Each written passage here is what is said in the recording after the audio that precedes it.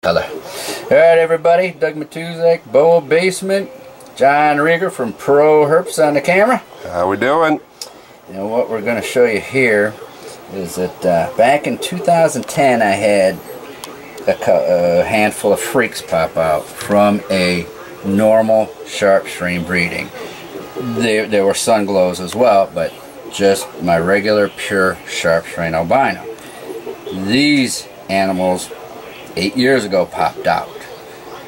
I was able to at least make some hets out of that, and what I did this now many years later is I bred het to het breedings, and all I made was this style of albino. There was no sharp strain albino looking animals anywhere to be found in these litters. Nowhere near, nothing. And believe me, I got more than enough normal sharp strain that we can compare the stuff all day. It's there. This is, in my opinion, my professional 30 years of breeding, decades longer of keeping stuff, opinion that this is a brand new form of albino. It is superior to anything out there when it comes to bringing purple coloration into stuff, and even doing other stuff. Again, stuff I brought up 4 years ago when I was trying to sell some of the original hets I made, which are the parents of these now. And what we're looking at here is just a straight up lavender albino that when it's an adult, and there's videos all over my thing from back in 13 and 14 and 15 of these adult animals from the original handful of freaks that popped out back in 2010. When this animal is full grown, the vast majority of it should be, the color scheme is just going to be lavender, purple, orange with a big red honking tail. The white coloration is basically non-existent. I mean, how much white is on this thing at this point? Yeah, this one hasn't colored up as much as some others. It has a long ways to go. It is going to color up intensely. Right, right. It's a baby. I mean, it took a year and a half before, but we knew within a couple months from the original ones, we knew right off the bat something was different, and we called back the group of freaks back in 2010 that had this lavender cast on them. That would be considered F-Zeros, the freaks that popped out. These now being the first albino ever produced from the hets that some of those animals made back in the day. I did try and breed lavender albino to lavender albino back in the day, and had a big slug out from one, another one, males, hemipedes, got infected, blah blah. You know, they all grew up just fine, so there's really no issues with these animals in terms of health or anything. But it just, yeah, it's the way it goes. Sometimes when you have something this exciting and brand new. Well, we finally got the stuff back on the ground. So this animal herself is just going to be completely outrageous as an adult. And I'll connect a video of her back in 2014. Now back in 2014, people had already called me up that were bringing in the muttered up Guyana Sharps, which are known as purple sharps. They literally called me up, told me how beautiful my animal was, different from anything they had ever seen, and then they told me I couldn't name it. At that time I was calling them lavender sharps. I'm now of the opinion that this is a complete and utterly brand new line of albinos, because for the fact that it bred true. No sharp strain albino animals came out from the 3 het breedings that I made, a couple babies in each one from that are these animals we're showing you now. So there is the base morph, what I refer to now as the lavender albino, Boa Basement lavender albino. I might even make a Matuszak line lavender albino. Haven't decided yet. Might want my name to go out down in infamy. So now we're going to show you what we've already done with these. So there is the female. What else you got in that box? Oh, we got to grab one from the other box. Okay. We'll get a crazy one. If you want to remove her so she'll be out of the firing line. Some of the other ones decided to go a little. This is now, I originally had a few of these pop out back in 2010 with the hypo on the Lavender Albino. And I had called them Lavender Glows.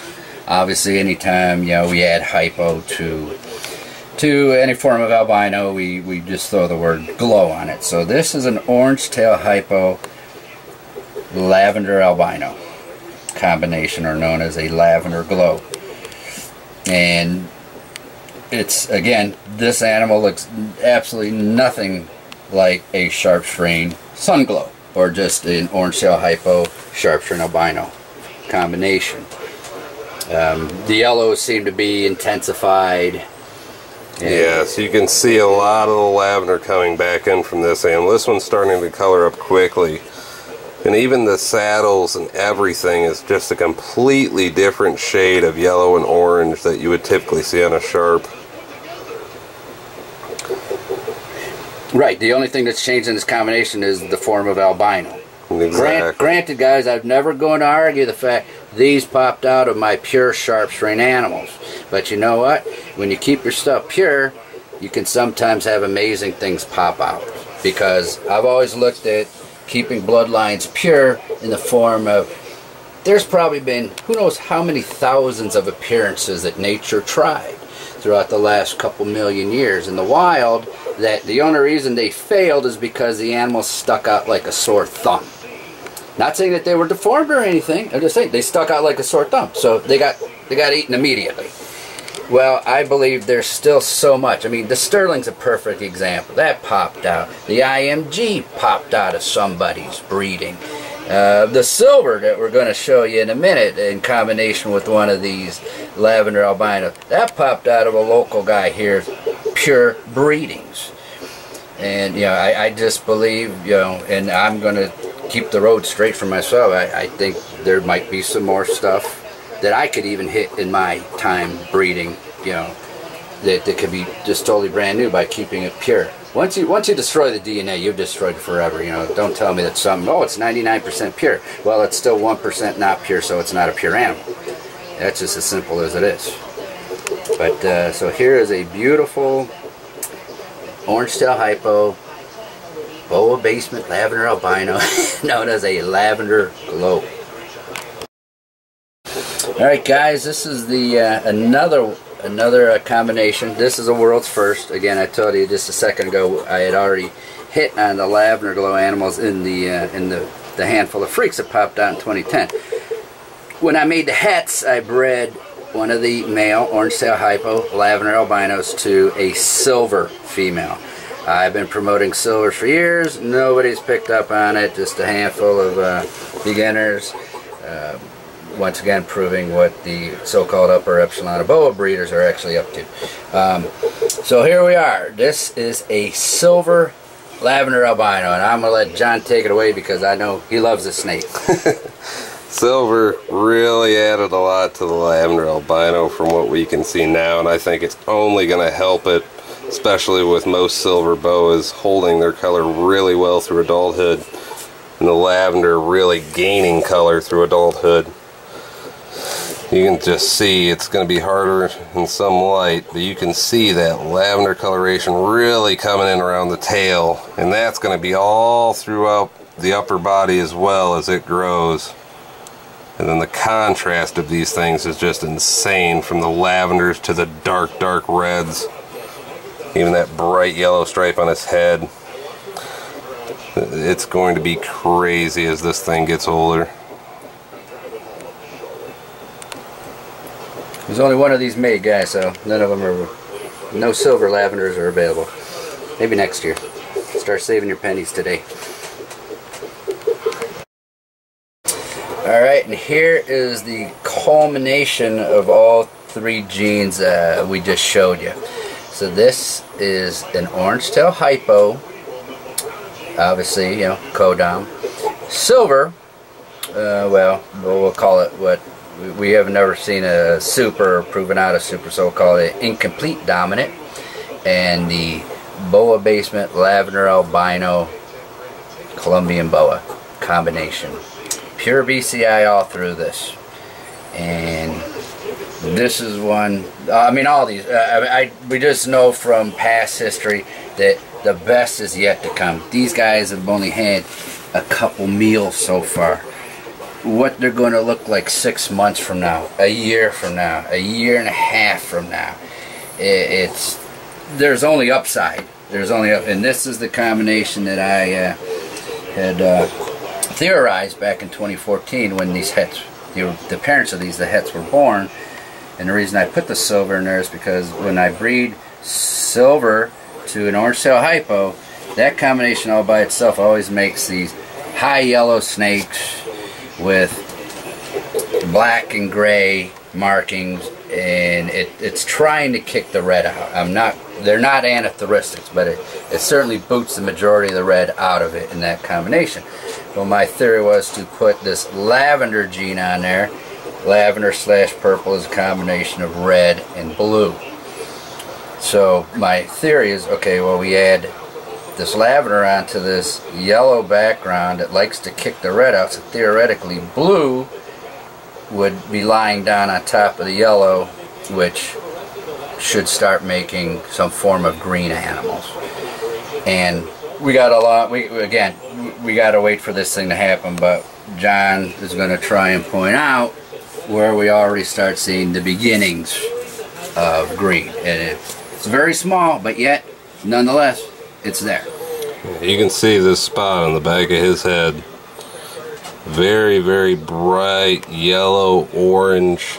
And as that lavender comes in, that's going to change a lot, I believe. Even that stripe goes all the way to the front of his nose. His eyes even look as a different coloration. You can just see this has the most lavender color coming through of any baby Doug has showed you so far. And his really reduced pattern from the silver doesn't hurt his case at all. Just a lot of real estate that can turn a very interesting color in the next over the next year and a half. So this one should be pretty interesting, guys. He's by far my favorite. Let us know what you guys think. And gee, guys, as I've already stated, just that base lavender animal to begin with. We know how beautiful and outrageous that is in an adult. Wait till let's just do something as simple as put a Motley on that with all that dark patterning from a Motley. Obviously, IMG is always in the mix for these things to draw up as much color as possible. And we're going to see how that works too. And then, frankly, one day we're going to breed an Anery IMG Motley into this, Lavender Albino line, and I believe just some of the most crazy stuff in the world is going to start coming out of that too. But groundbreaking thing. These animals hadn't been around for a little while because the original group of animals all pass away from one incident or another. Breeding's a tough game on snakes. There's breeders out there that lose a half a dozen adults every year. I'm luckily way below that average in terms of what happens to mine. But the project's back on the ground, and we're only going forward with this. And this is just going to blow away basically anything that's out there if you want to play the game of purple. It's just going to be the dominant, superior animal in the game today. Anything else, Johnny, besides you take it out of your pocket, Yeah, Doug's going to have to watch me closely on this one. I'm going to count all the animals before he leaves. That'll be it, brother. All right, thanks a lot, guys. Thank you, John.